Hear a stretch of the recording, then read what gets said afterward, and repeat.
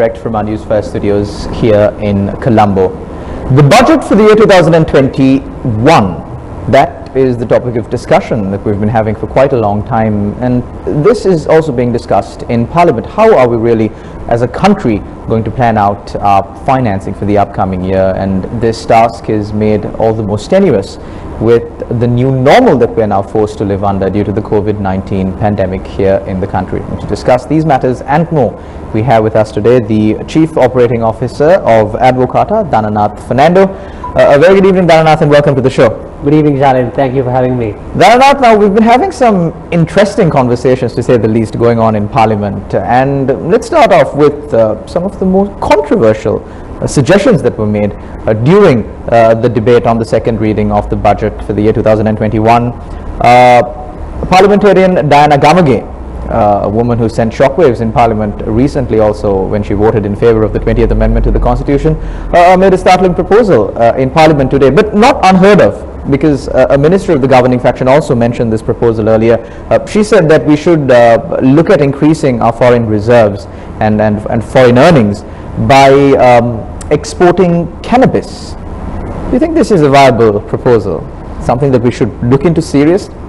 Sharon, first of all, I'm not sure how serious was the proposal. But however, even if we were to go down that route, I think there are a lot of legal regulations that you have to amend, because already cultivating cannabis and processing cannabis and transporting it is an illegal activity, and also there has to be sort of a medical and a social study needs to be done, since there are so many prisoners who are already in prison for processing cannabis. So what would be the process? So I think it's a series of questions that you have to first answer if it's a viable option, if the government is looking at seriously.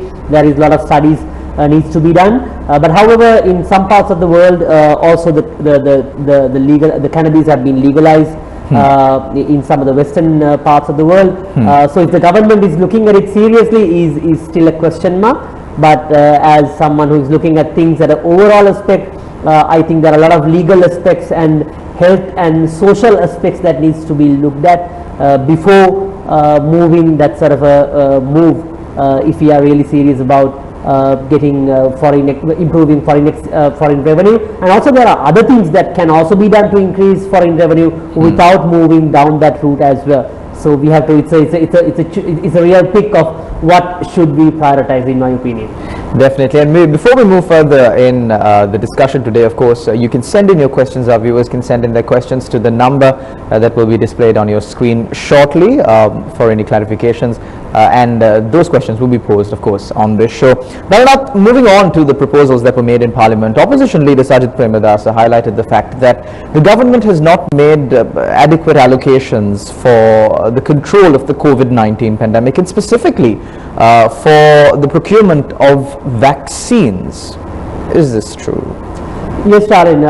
First of all, I would like to congratulate the government to proposing the budget, because this budget is somewhat significant, because in the history this is most likely the first budget moved during a global level pandemic, and it's like a once a century situation that we are all going through. So it's even under any circumstances, this is not an easy budget, because everything is interconnected.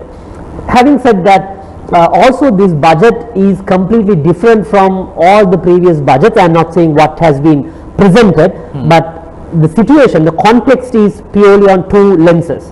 One is on the COVID lens, the other one is on the debt sustainability lens.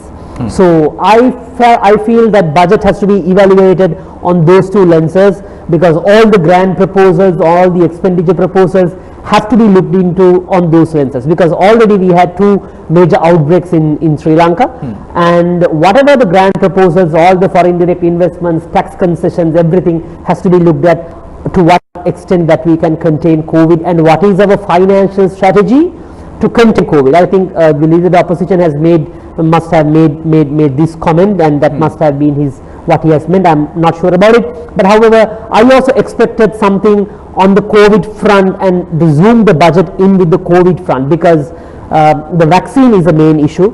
Of course, we have to move for the next 12 to 18 months till we find a proper solution. It's still in the testing phase. Of course, 95% accuracy has been mentioned, but and also we have looked at the vaccine process, because according to the news that we hear, it has to be stored at very low temperature levels. So already Sri Lanka have a refrigerator and storing problem.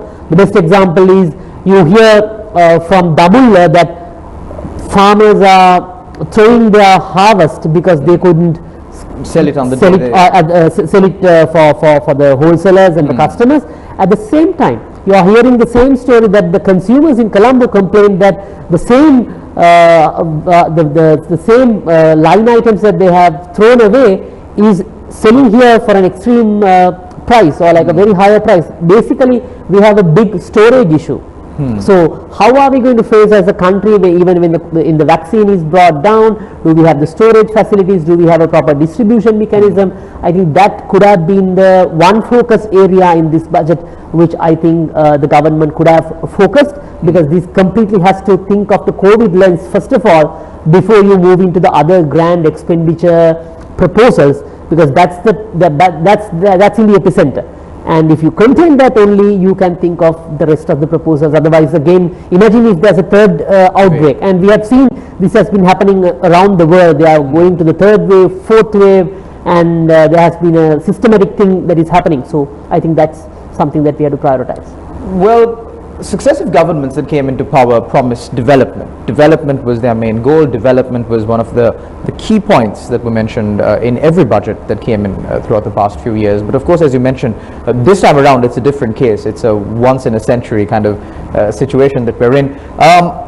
Is there any concern that should be paid to the fact that the budget for the Ministry of Health has shrunk just a little bit in comparison to the previous years? Yes, Sharon, I expected at the same time some sort of a increment in the health budget, because Sri Lanka mainly run a government-sponsored healthcare system.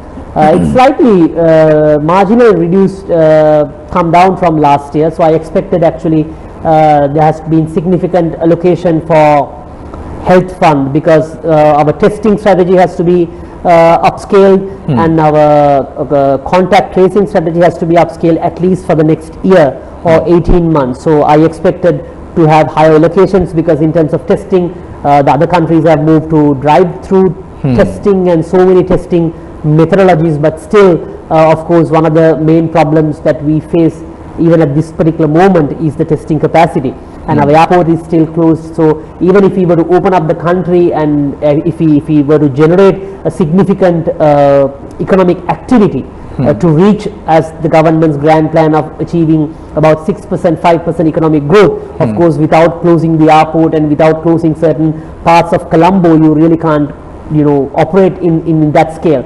So even without opening up. Exactly. So of course it's a striking a balance, but to open up you need to have proper testing, because then only you can isolate the infected people and operate the economy according to the World Health Organization guidelines. So that's I think something that the government could have focused also in terms of health fund. Well, since you mentioned that the government has ambitious goals of having 6.7 nominal growth rate, there were allegations from the opposition, serious allegations that were leveled, that the government is inflating certain figures and deflating certain figures to make the budget look good. In your analysis of this budget, does that seem to be the case?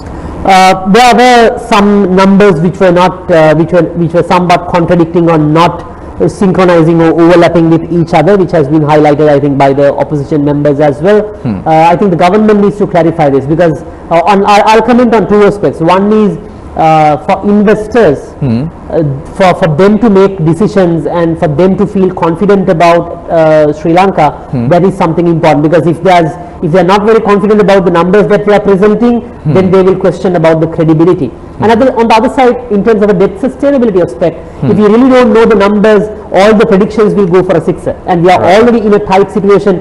Imagine we are predicting for about 6% growth, but if it's not the case, or even our debt amounts, if it's not revealed properly, because ultimately you have to pay, because the creditors are waiting for money and the interest.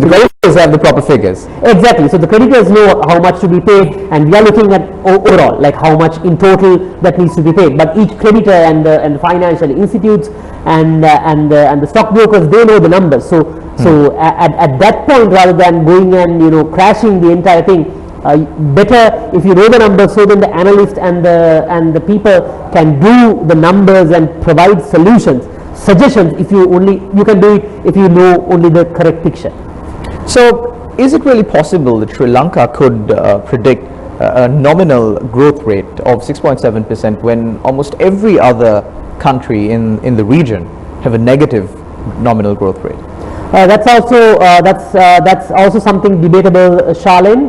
Government is expecting a significant growth, but however the central bank prediction is about 1.7%, and some other countries and some other institutions have predicted somewhat lower economic growth. However, it will be coming from a lower base, because most likely there will be a negative growth this year. I think that's the other thing. The government has to, especially the Department of Census and Statistics, has to release the data as soon as possible, because it was supposed to release in September the second quarter data, which was delayed till December, and we need the numbers faster, especially in a pandemic situation, to do the proper economic planning and do the mathematics. It's like when I enter the studio, you check the temperature, but if your temperature meter is manipulating, you really don't know what is happening, and you need to have that the temperature figure as fast as possible and as accurately as possible. Accurately as and fast as possible, for you to decide whether I'm containing, whether I'm suspect for COVID or any health condition. So that is important. I think our Department of Census and Statistics and the statistical department has to really upscale the game and provide us the figures as soon as possible. So then, as people, as civil society, as banks and all intellectuals can provide their solutions and get prepared for the coming days. So with that, we will cross over to a short commercial break. Don't go anywhere. We will be back with more on the budget for the year 2021 and Sri Lanka's way forward as far as the economy is concerned after this short commercial break. You're watching Newsline.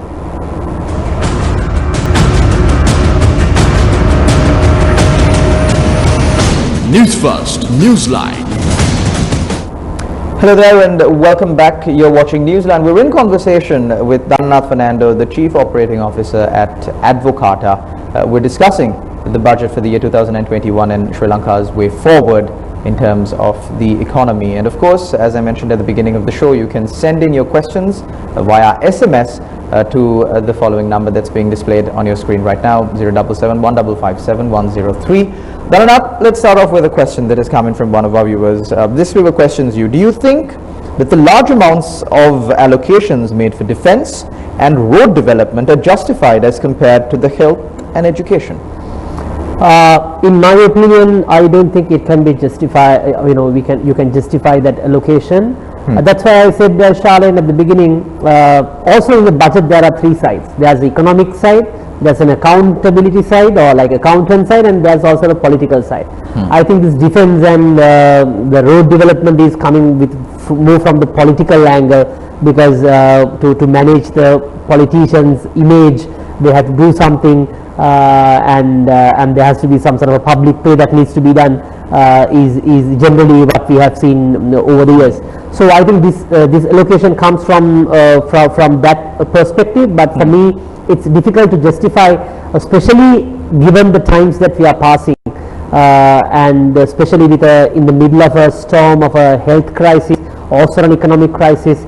The government's argument, I understand, they said when you have the connectivity that there will be more economic activity that can happen, but you have more serious problems in terms of economic, exactly, in short term, because people really don't know what to do. There are labor regulation issues, and people are finding difficult to move from one job to another, find employment. So in that sense, a bigger amount on highways would be not somewhat relevant for that sort of a environment. But the government's excuse, or like their reasoning, was that already some of these, especially highway building projects, especially the central highway, as well as some of the other road development projects, we can't hold it for the moment, and we have to move forward. So that has been the reasoning from the government. So regarding the increase in spending for the areas of defense, wouldn't that be understandable given the fact that it's the tri-forces and the army that are spearheading this drive against COVID-19, of course, along with the health authorities as well? That can be one option, or like one way of thinking about it, but I think generally, because after the war, still what we have seen over the years, the defense budget has been constantly increased, maybe because of the cadre as well as their expenses, but I think we have to think of a way of slowly reducing the budget item on defense, not because of it doesn't mean that we have to compromise the national security, but national security versus defense budget is not also like correlated in certain cases, because the national security is something, and sometimes the defense budget may be increased, because we have seen now the tri-forces have been engaging in environmental activities and all sorts of other activities which may also incur some sort of a cost. So I think we have to slowly move away from that, and there's a lot of there's a labor market implication, because most of our able men are in the defense forces, so we have a labor shortage in other industries, because all these industries are interconnected. So that is another way of looking at it, or whether we have like some sort of a regulation, whether we have like a voluntary army that we have to maintain, that sort of some sort of innovative thinking needs to come into the system on managing our tri-forces, in my opinion, Charlene. Also, the current times are, well, problematic for the general public at large, but especially for senior citizens in Sri Lanka.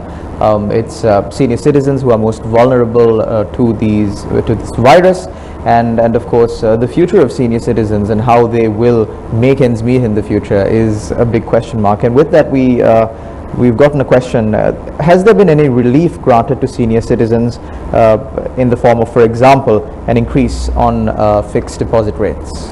No, Charlene, the government has been constantly in the view that the interest rate has to be lower, and because of the debt issue, because what they believe is that when the interest rates are high, you are doubling your, like you increase your debt servicing cost, and that's one reason that the government is keeping the interest rates high. However, there's a different side for the story at the same time, because in my view, keeping the interest rate will help to an extent to reduce the debt servicing cost, but at least to get a real impact, we have to keep the interest rates lower for maybe 2 to 3 years.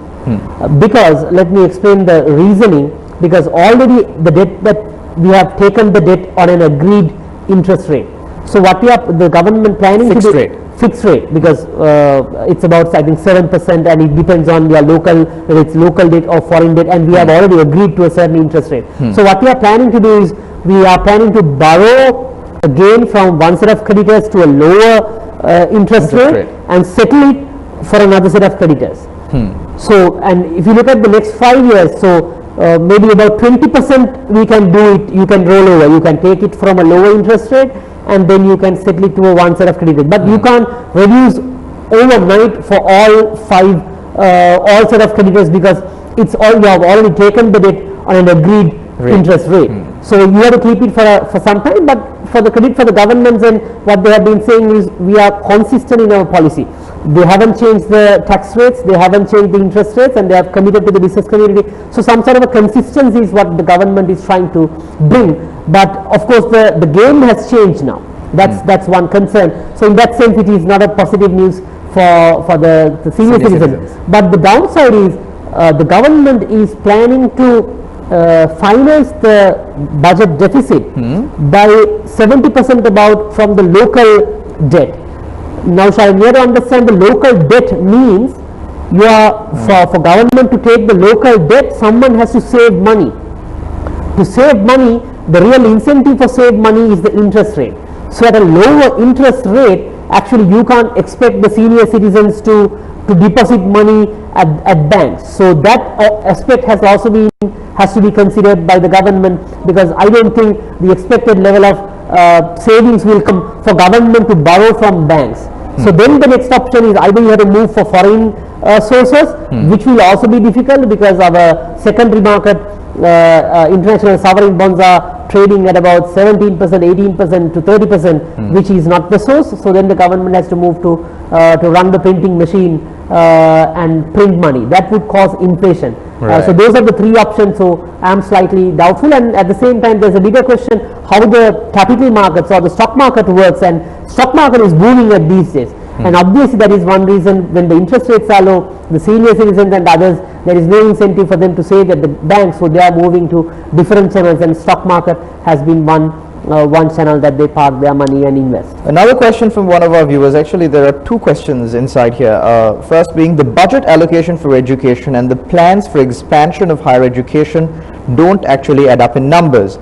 How is growth predicted without investments in practical education and getting a workforce that can take growth forward?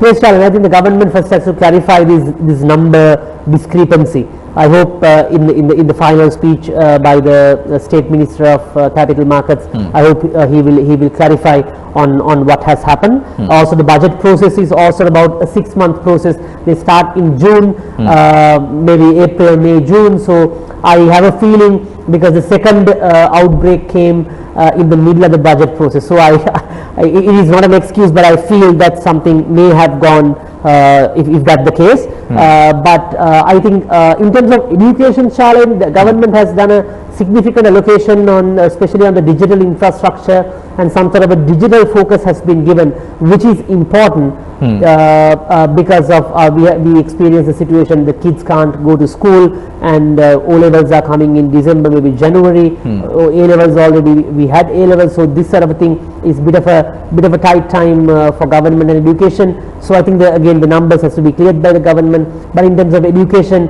of course, we have to look for more innovative options based on instead of just increasing the budget reallocation. Exactly, we had to think of the innovative policies needs to bring in, and it's also not about only the numbers of the allocation, Charlotte. There are a lot of regulatory changes that can be done to really make things work, and I think that could have been one focus in this budget. We're in the final few minutes of our show, Dharanath, so I'll try to squeeze in a couple of extra questions. Another question from one of our viewers: is it fair on EPF payments when the age of retirement was increased to 60? I think it's important that we increase the retirement age, because our our population demography is, we are having an aging population. But I am not really in agreement with the way it has been done, because when you give like a surprise saying that from next year onwards your retirement age is 60, these people, someone who is at the age of 54 or like in mid waiting to withdraw their EPF exactly funds. So that it will be a real surprise for them, and their plans may be going for a complete sixer. At the same time, generally how this is being done is you do it in phase wise.